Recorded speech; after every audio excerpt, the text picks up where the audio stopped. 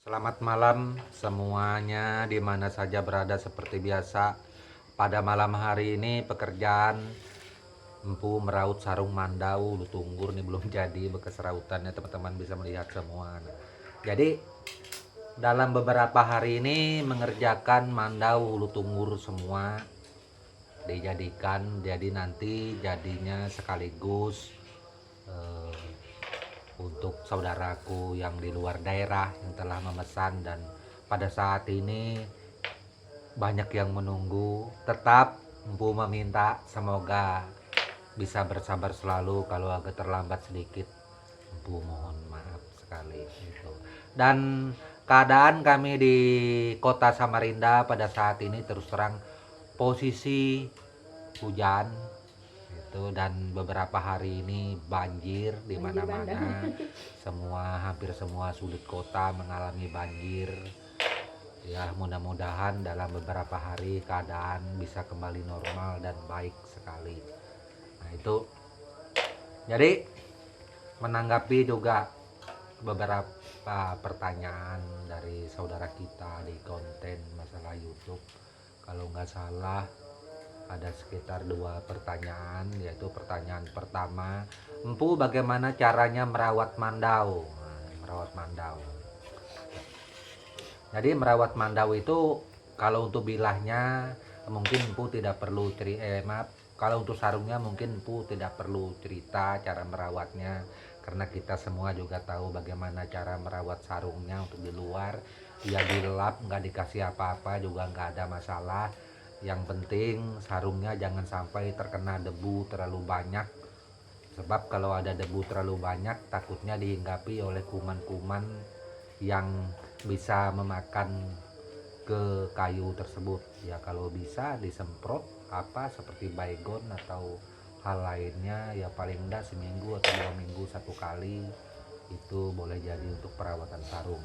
Terus kalau untuk bilahnya ini sumpamanya sudah tajam biasa oleh Empu nantinya dan dikirim kepada saudaraku, cara perawatan itu berbagai macam. Ya kalau sumpamanya kepingin mengasah lagi begitu sampai, atau sumpamanya asahan Empu dari sini kurang tajam, saudaraku bisa mengasah mandau, ya silakan diasah lagi ketika sampai di sana.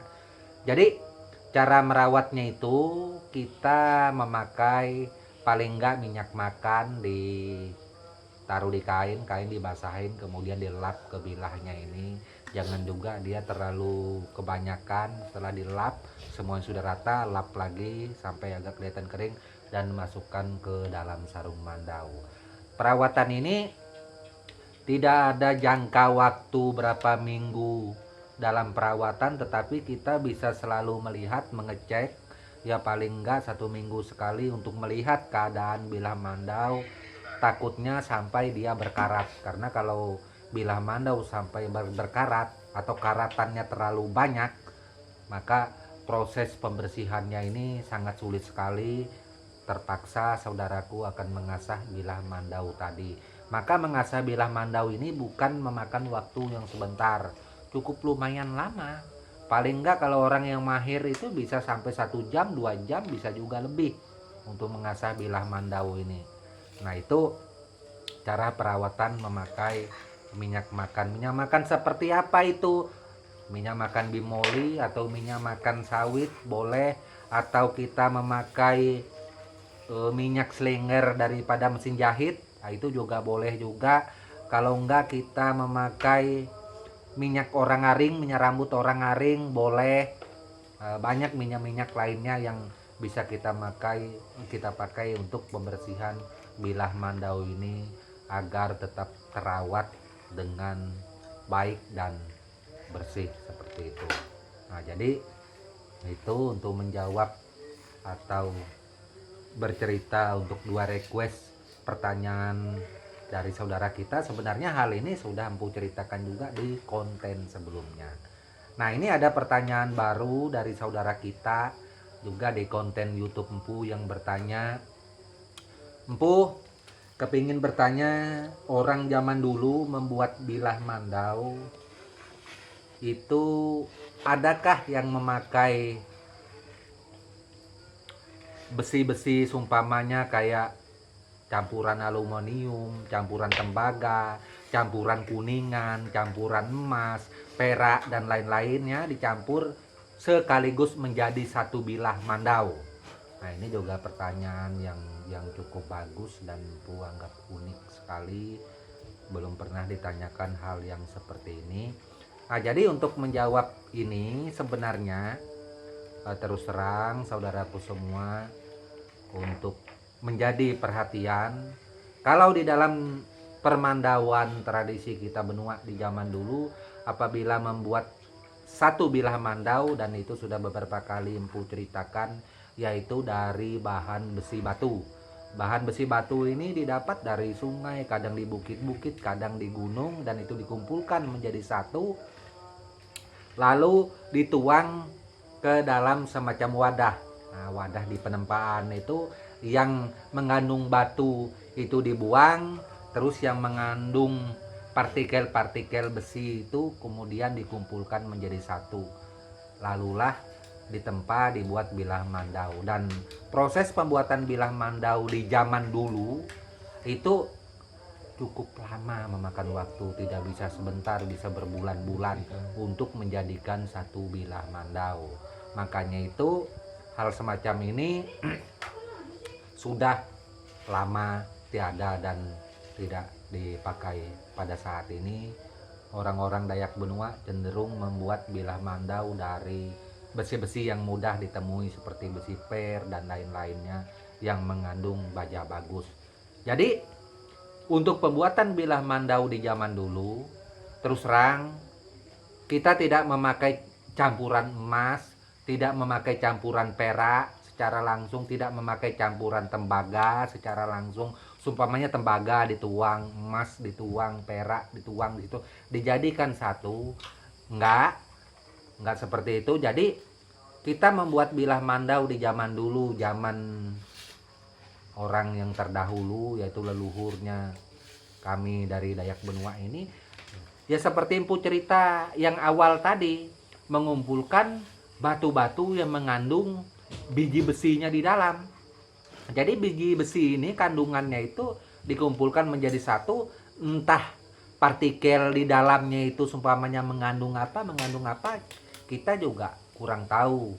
Makanya itu di dalam satu bilah mandau apabila terbentuk dulu, dia punya warna juga agak berbeda, kadang kebiru-biruan ya seperti itu, kadang ada agak kelihatan kilat-kilat diantaranya, karena dia mempunyai kandungan besi yang berbeda-beda, nggak satu kandungan besi. Kalau seumpamanya kayak per mobil itu satu besi baja murni, nggak ada campuran yang lain itu.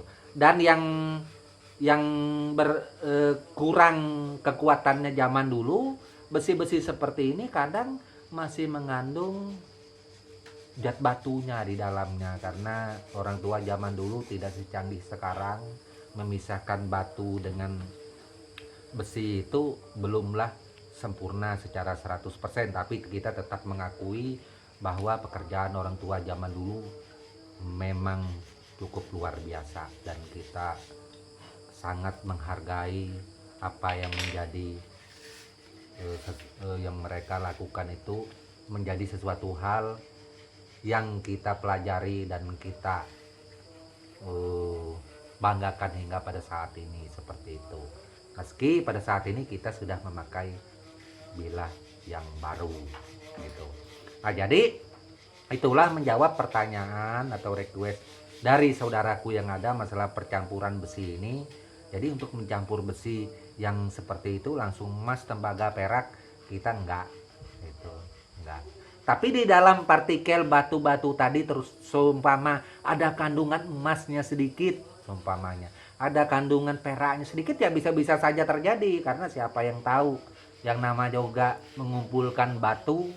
Nah, seperti itulah kira-kira gambarannya, mungkin bisa dipahami oleh semua saudaraku yang menonton channel Empu ini. Tetapi meski Empu bercerita seperti itu, jangan juga cerita Empu ini dianggap benar secara 100%, dianggap akurat kebenarannya, bahwa itu seperti itu enggak.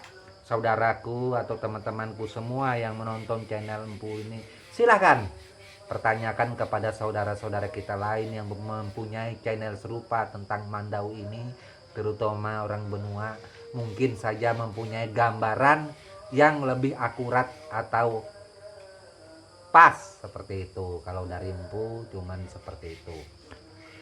Oke, saudaraku semuanya dimana saja berada, hanya itu yang bisa Empu sampaikan, dan mohon maaf kalau ada kata yang salah serta penjelasan yang kurang.